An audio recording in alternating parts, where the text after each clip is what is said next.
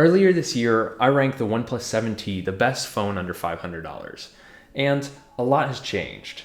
Now, first, OnePlus announced the OnePlus 8, 8 Pro, and then 8T. And now you're seeing prices for the 8 and 8 Pro drop. And so now, wait, what? Really? Okay, well, now the question is the OnePlus 8 the new best phone that you can get for under $500? Let's talk about it. This is InnoIso, and this is the OnePlus 8 review. Look, I know that there are a lot of people that won't consider the OnePlus 8 because it's not the new hotness. There are a lot of OnePlus fans that just want what the newest phone is, and so they'll opt for the 8T. But the fact is the OnePlus 7T was still an excellent choice when the OnePlus 8 was announced because it was such a great value. And with the OnePlus 8 at such a low price, you should maybe consider it if you're not willing to pay over $500, $600, $700 for a new phone. I fully expected the OnePlus 8 to be just a step up from the OnePlus 7T in terms of design. And I actually find that there's more similarities to the design of the OnePlus 7 Pro last year, in that the fact that it has more curved edges both on the screen and the back panel. And while from a visual standpoint, I don't think this is a big deal, I think from an ergonomic standpoint, the result is it's a little bit more difficult to grip onto the OnePlus 8 without touching the edges of the screen. The OnePlus 7T had one of my favorite color palettes ever, what I call Gatorade Blue. And the OnePlus 8, at least my model, has this sunrise color, which is very, very unique and pretty, with this morph of purple, orange, and yellow all into this very reflective back. And visually, I think this looks very appealing, but the result is pretty bad fingerprints on the back.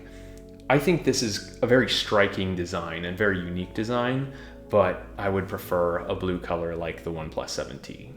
Your other option for the OnePlus 8 is to get a glacial green color, which I think green is kind of in this year when it comes to phone designs. I think that looks very appealing, but I don't really mind the color palette of mine. We've moved from the flat display and teardrop notch of the OnePlus 7T to a curved display with a hole punch cutout in the OnePlus 8. And I really don't think visually the cutout looks any better or worse than the notch, though it does look a little bit more modern since most phones this year are going with the cutout. Now, the OnePlus 8 does have a 90 Hz display rather than the 120 Hz that other phones released this year might have, but I don't really tell a big difference. And I think the experience of using the OnePlus 8 is incredibly good. It's fast, it's fluid, and the display itself is excellent. Oddly enough, while it does have an in-screen fingerprint sensor like the OnePlus 7T, I found that it has a little bit less consistency for me.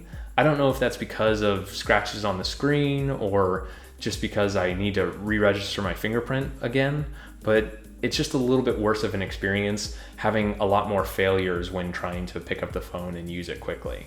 In typical daily use, I was getting about 5 to 6 hours of battery life on the OnePlus 8, which was perfectly fine for me.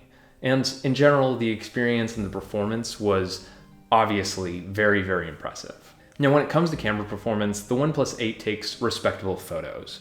It has the same primary, wide angle, and telephoto lens that we've gotten familiar with on a lot of phones this year, but I wasn't nearly as impressed with it as I was with my OnePlus 7T. Now, generally the photos are better than the OnePlus 7T in most cases, but I think the OnePlus 7T was really a step forward when it came to OnePlus catching up with other phone manufacturers. The OnePlus 8, side by side with other phones released this year, generally stands up fine in bright lighting scenarios, but I found this odd middle ground. You see, when the OnePlus 8 has mixed lighting scenarios where there might be a single bright subject on the screen and dark everywhere else, the photo really gets flattened. So for example, in this picture of this distant sunset with the stadium in the background, I found that the grass in the foreground looks really flat and bland. In addition, if you take a look at this photo with the grass and the apartment complex in the foreground, it's really odd because this photo should be absolutely gorgeous, because in reality there were a lot of purples and reds and greens that the camera sensor really didn't pick up. The interesting thing though is once you turn the lights off and night mode is finally able to really flex its capabilities, that's when you get really, really impressive photos. For example, if you take a look at this photo of the same apartment complex, it's really good. There are a lot of great colors that were brought out of the shot. And if you see the basketball players in the foreground of this one, you'll see that there was still a lot of action captured, despite them being moving subjects in what needs to be a longer shutter speed. And then take a look at this picture that I took with trees in the foreground and a parking lot in the background. You see, this photo has a lot more depth than some of the other photos that I took in brighter lighting, which was really impressive for me. All in, I think the cameras on the OnePlus 8 are good, but I think other manufacturers have really stepped it up this year, such that I think the OnePlus 8 is still a second-tier camera phone. Now finally, let's talk about the OnePlus 8's software. Now, OnePlus has always excelled when it comes to software performance and software experience. But I know that there are a lot of OnePlus fans that are not really happy with the direction they're going with the new versions of Oxygen OS.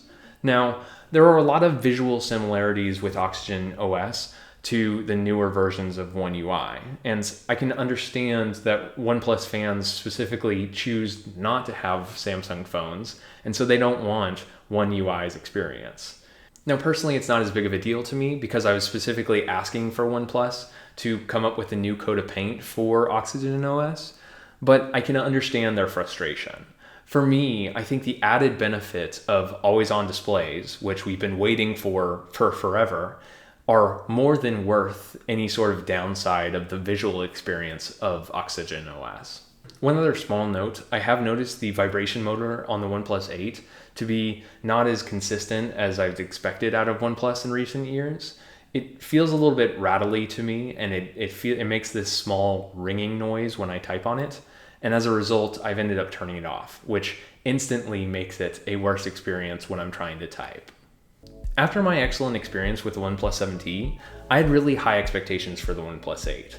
And unfortunately, I don't think they were really fulfilled. While OnePlus is still making excellent phones, and you can get those phones for really low prices, I don't think they really are able to iterate enough or add enough value every 6 months. And so this whole 6-month cadence thing seems to be a little lost on me.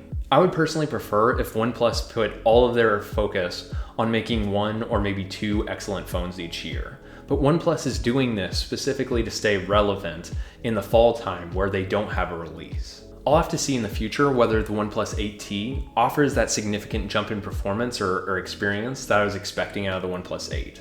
But for now, I can tell you that the OnePlus 8 is a very, very compelling phone for a price of under $500. So if you are a OnePlus fan with maybe a OnePlus 6 or 6T or something along those lines, then you should consider it. I wouldn't recommend it for OnePlus 7, 7T, or 7 Pro owners, just because I don't think it's that much of a bump. Maybe hold out a little bit longer for the OnePlus 9 release. And I'll be reviewing this one more time in my comparison to all other phones under 500 in my Phones Under 500 Season 2 finale, so be sure to keep an eye out for that. If you like this video, be sure to like and subscribe. Let me know down in the comments what you think of the OnePlus 8, and I'll see you in the next one.